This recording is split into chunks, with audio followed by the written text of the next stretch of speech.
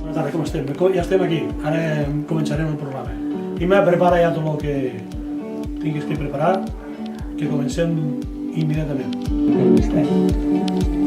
Un programa dedicat a la ufologia, als operacions desconeguts i misteriosos. Bona nit. Un saludo cordial de tot l'equip que fa possible el programa.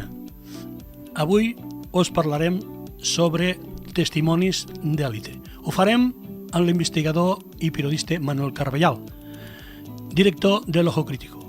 Per a mi la ràdio ha sigut una teràpia, totalment. Mai hagués pensat que jo hagués pogut fer un programa de ràdio en la vida. Jo vinc de la restauració i pràcticament sí que jo havia investigat i havia fet treballs de camp, però mai havia pensat que jo els podia transformar, puc-los explicar en un programa de ràdio, mai. Emmeses en aquest programa. No volem imposar ni influir. Jo, a més, tinc que dir aquí pràcticament que gràcies a la meva filla, a la Imma, que constantment fa 15 anys que m'acompanya i m'ajuda, jo no m'he sabut fer res sense la meva filla, i els altres col·laboradors que d'alguna forma han estat amb mi pràcticament durant aquests anys. Al començament tenia ajudants, tenia companys, tenia el Lluís o tenia l'Emili, que aquests continuen, però no. I el seu fill també continuen encara, però va haver un moment que no podien ells ajudar-lo. I jo ja me vaig ficar, el vaig donar un cop de mà. Intenta portar un programa de ràdio en la qual no tens guió, no tens cap paper en el qual tu pots manifestar i pots, argumentar, que ho tens que fer tot de memòria, és un impediment bastant gran. Això serà la primera hora. A la segona hora parlarem sobre la bruixa catalana. Si no, a vegades, hi ha entrevistes amb llibre. Fer una entrevista d'un autor, llavors jo me llegeixo els llibres, jo li intento explicar el llibre com puc, perquè després ell, hi ha massa informació, me diu que hi ha massa informació, que no puc retenir tant, faig resums i ja anem fent, com podem.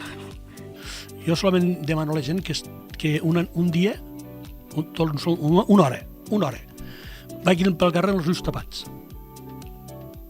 Una hora. Però ja veuran a primera mà les dificultats que tindran pràcticament en tot. Tot. També tindrem les cartes del tarot de la Pepita, l'entusiasme de viure de l'Emili i l'Héctor nos portarà pel cosmos. Suposo que això, per integrar-se a la societat d'alguna manera i no tancar-se a si mateix, ha sigut un factor molt important. Clar, si no s'hagués limitat molt a un cercle molt tancat. De casa i d'allí no sortiria. I també per trucar a l'exterior, coneix gent, té amics que això a dintre del seu món no... que no. I, la memòria jugava un paper important per desenvolupar els nous temes i podreu explicar-lo i a poc vaig aconseguir argumentar i vaig aconseguir poder explicar de forma memorial el que volia explicar, arribar d'alguna forma a la gent en totes les conseqüències que jo tenia intenció de fer.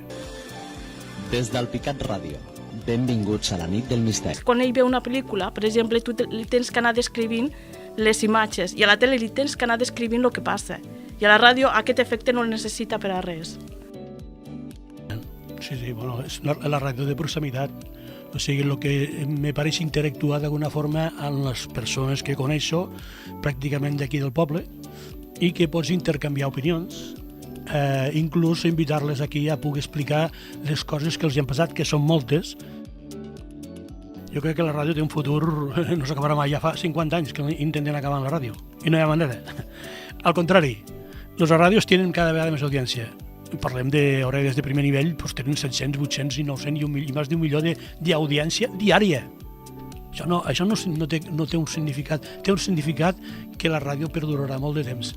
Això és el menú que us hem preparat per avui. Espero que sigui del vostre grado. Comencem. Mons desconeguts i misteriosos.